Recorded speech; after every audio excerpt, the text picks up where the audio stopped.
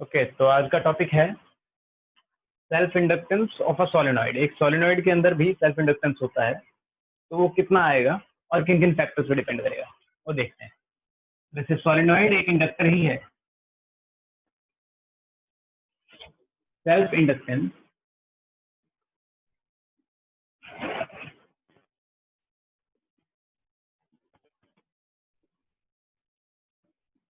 In a solenoid.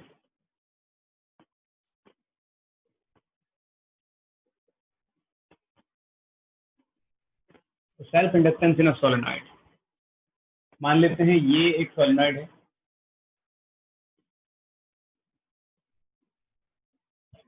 इस solenoid के through हमने एक बैटरी कनेक्ट कर दी है, स्विच ऑन कर दिया है, कनेक्शन कंप्लीट। करंट कुछ ऐसे फ्लो करेगा। अब इस करंट फ्लो की वजह से हमने पहले ही पढ़ा है कई बार कि जब भी एक करंट कैरिंग कॉइल में से करंट फ्लो करता है, एक मैग्नेटिक फील्ड सेटअप होती है, और इस मैग्नेटिक फील्ड की वैल्यू क्या होती है? Mu naught n I. अब यहाँ पे आई क्या है? The current flowing through the conductor. और स्मॉल एन क्या है? Small n is number of turns per unit length. एक छोटी सी लेंथ में कितने नंबर ऑफ टर्न्स हैं, ये वो है। तो अब हमारे पास बी हो गया,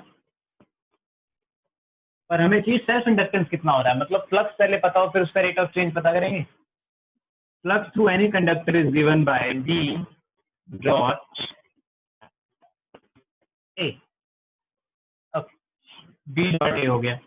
बी की वैल्यू हमारे पास क्या है? Mu naught n I into A. Angle कितना आएगा? एरिया ये रहा, मैग्नेटिक फील्ड इसके परपेंडिकुलर जा रही है, तो एंगल कितना बन रहा है एरिया वेक्टर के साथ में? एरिया वेक्टर भी उसी डायरेक्शन में जाएगा, परपेंडिकुलर डायरेक्शन में, तो एंगल कितना हो गया? 0। तो कॉस 0 का कोई मतलब नहीं बचा। हम चाहते थे लिख देते हैं कॉस 0। कॉस 0 1 हो जाएगा। और दूसरी चीज देखो, ये सिंगल टर्न के लिए है। जब उसमें टोटल नंबर ऑफ टर्न अगर हम मान ले n है, कैपिटल N, तो हमें कैपिटल N से इसको मल्टीप्लाई करना पड़ेगा। और capital N total number of turns है। एक यूनिट लेंथ में टर्न्स है स्मॉल n। टोटल लेंथ अगर मैं मानता हूं इसकी L है, तो इस L लेंथ के अंदर कितने टर्न्स हो जाएंगे? Small n into L. Value put कर देते हैं यहाँ पे, स्मॉल n इंटू एल। यहाँ से देखो फ्लक्स कितना आ गया? Mu naught n I, n का स्क्वायर हो गया, आई ए एल।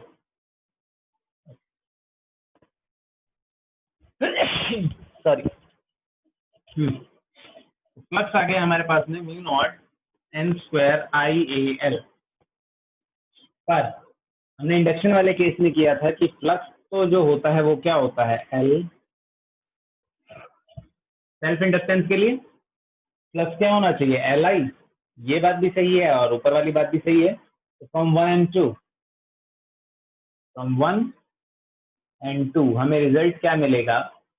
दोनों कंबाइन करके रिजल्ट निकालें तो क्या आता है?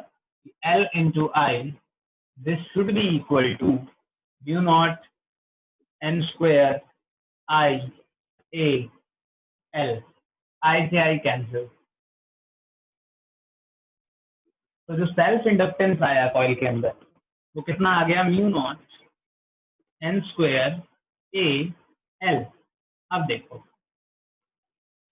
इसका क्या मतलब बना कि किसी भी एक सोलेनॉइड के अंदर, या ये इंडक्टर भी कह सकते हो इसको, इंडक्टर के अंदर जो सेल्फ इंडक्टेंस होगा किस किस पे डिपेंड कर रहा है?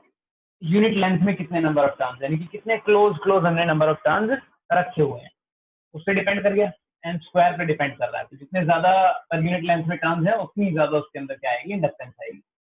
एरिया के डायरेक्टली प्रोपोर्शनल, जितनी बड़ी कॉइल होगी उतना ज्यादा इंडक्टेंस, और लेंथ, जितनी ज्यादा लेंथ हो जाएगी उतना ज्यादा इंडक्टेंस हो जाएगा।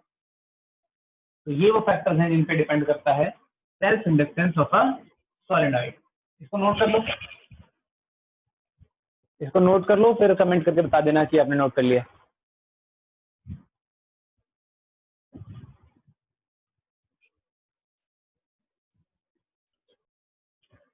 अब देखो नेक्स्ट पार्ट आता है कि अगर इसके अंदर इंडक्टेंस हो रहा है तो एक अपोजिंग ईएमएफ आ रहा होगा। EMF means force, force means energy आएगी उसमें कहीं ना कहीं, क्योंकि कुछ ना कुछ वर्क हो रहा होगा।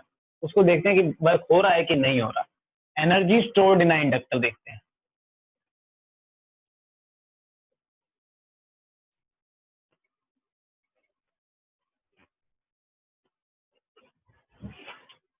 एनर्जी स्टोर्ड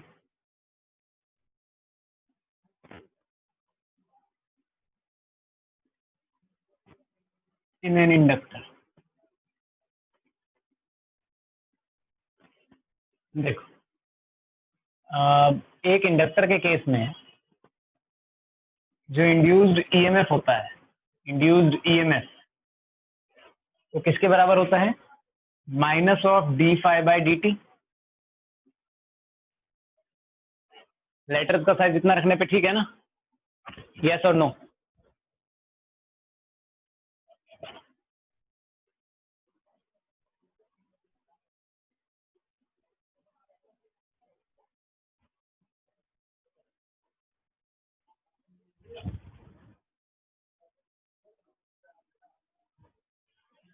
ओके, तो इंड्यूस्ड ईएमएफ जो उसमें होता है वो ये होता है।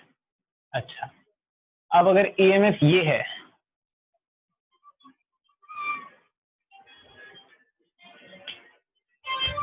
शिवा,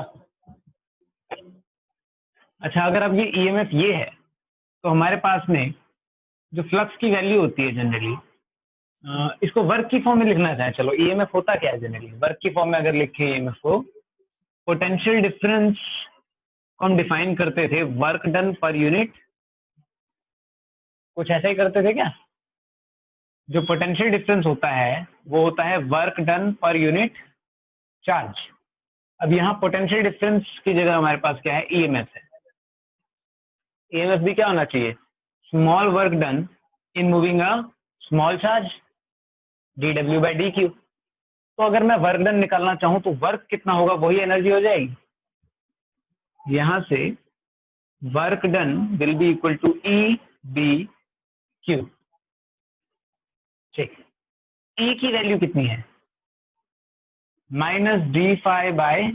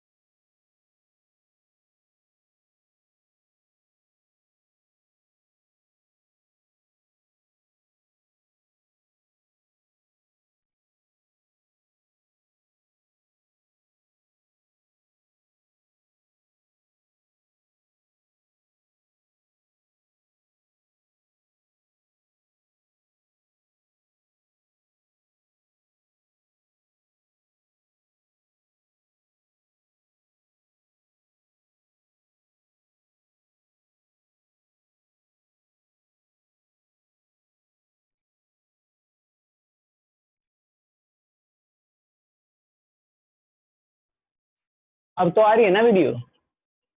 हाँ है ना?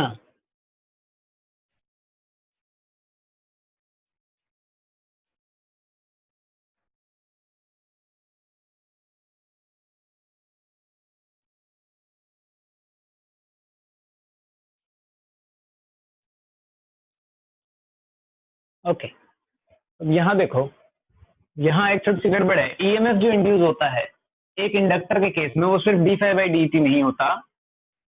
हमने क्या किया था? Minus L d I by d T,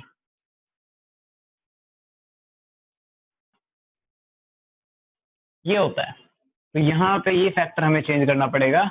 EMF की वैल्यू क्या आएगी?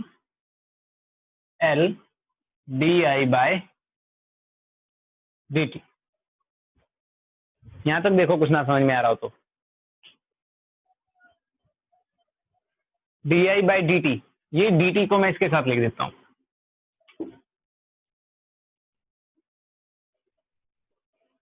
D I by d T, वो डी टी यहाँ लिख दिया। Minus L d I dq by dt current होता है I, ये हो गया small work done. Small work done से स्मॉल एनर्जी आ गई। अगर हमें टोटल वर्क डन निकालना हो तो total work done will B integral of this L constant minus constant बाहर I D I. Integral solve करें, माइनस L I का इंटीग्रल I स्क्वायर बाय 2। तो इसको कैसे लिख सकते हैं, माइनस हाफ LI स्क्वायर। ये माइनस साइन क्या दिखा रहा है कि इतना काम हमें करना पड़ा, तो जितना काम हम करेंगे उतनी उसमें क्या स्टोर हो जाएगी, potential energy. This energy is stored, वैसे एक्चुअली क्या है, मैग्नेटिक फील्ड की फॉर्म में अपोज करता है तो हम पोटेंशियल वर्ड ना यूज करके क्या कहेंगे, मैग्नेटिक एनर्जी की फॉर्म में यहाँ एनर्जी स्टोर हो रही है। This is the expression for energy stored in an inductor. इसको नोट कर लो।